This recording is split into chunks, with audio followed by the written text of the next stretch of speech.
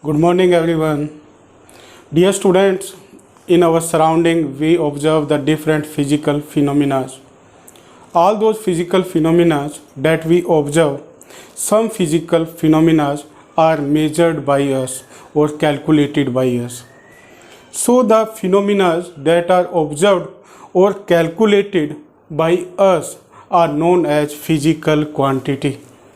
And physical quantity plays very important role, and with the help of this quantity we can measure any phenomena, student. So it is very important.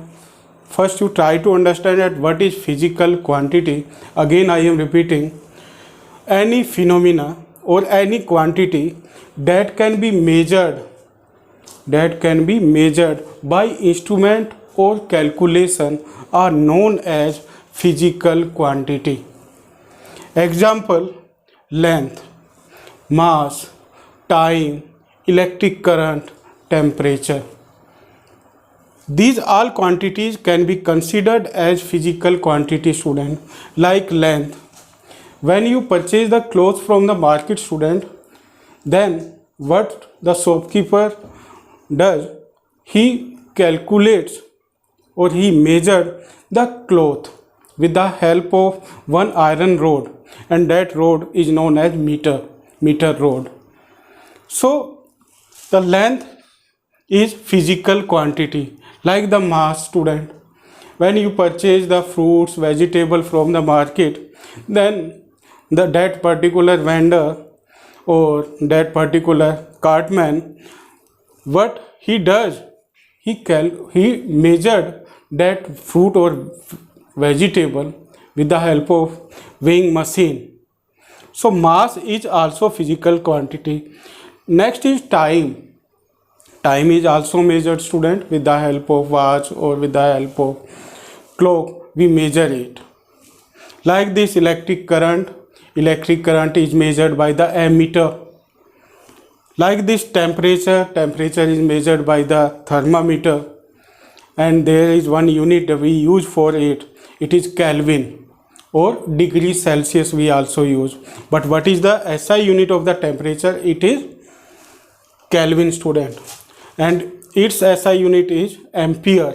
Time SI unit is second. Mass SI unit is kilogram. Length SI unit is meter. So these are the physical quantities. Now we come on the types of the physical quantities, student. There are two types of physical quantities. First is scalar quantity, second is vector quantity. Scalar quantity is the physical quantity, student, that have only magnitude but does not have the sense of direction. Means these particular quantities does not have the sense of direction.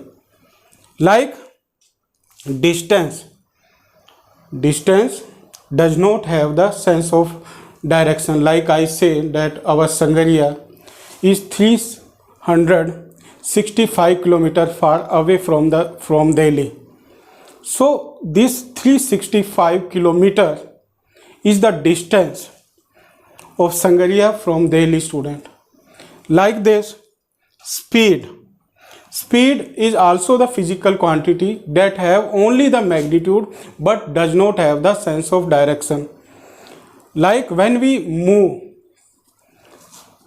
on a traffic having road with the help of different means of transport, at that time that particular automobile transports move on that particular traffic having road with speed, student, and sometime it is 20 km per hour, sometime it is 30 km per hour, sometime it is 40 km per hour, and in that there is no sense of direction, because sometime the direction of that particular automobile transport is changed by us.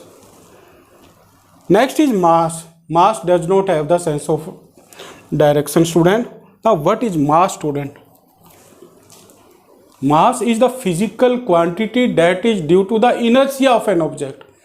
Now you will say that, sir, what is inertia?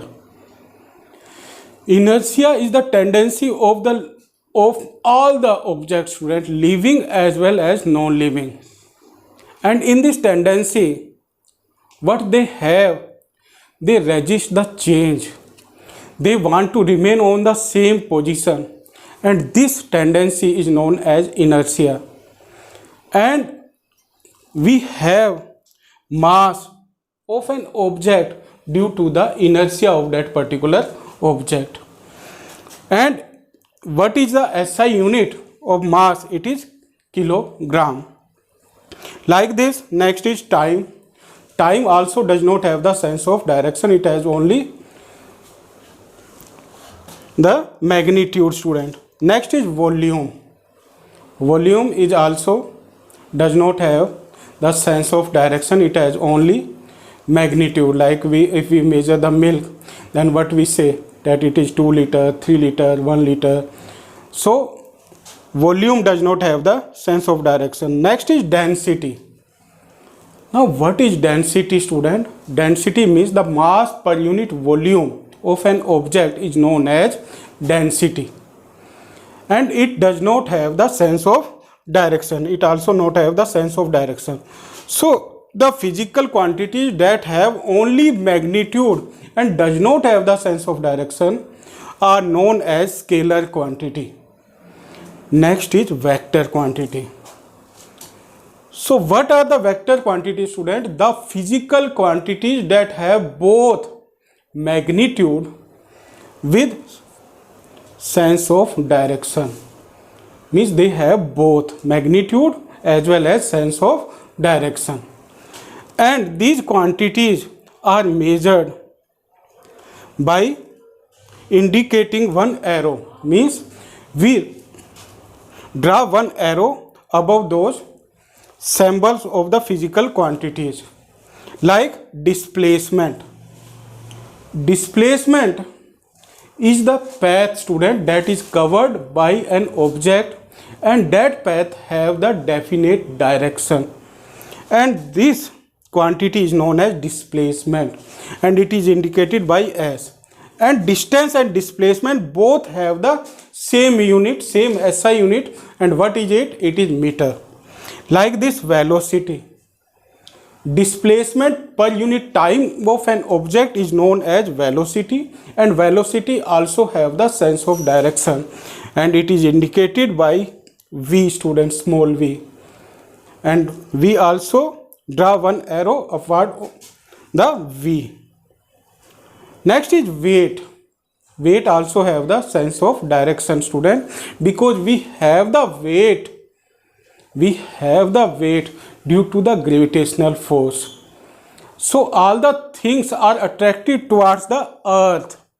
That's why they have the sense of direction, and weight is vector quantity. And what is the SI unit of the weight, student? It is not kilogram. What is it? It is Newton. Newton is the SI unit of weight. Like this, acceleration. About the acceleration we will discuss after this.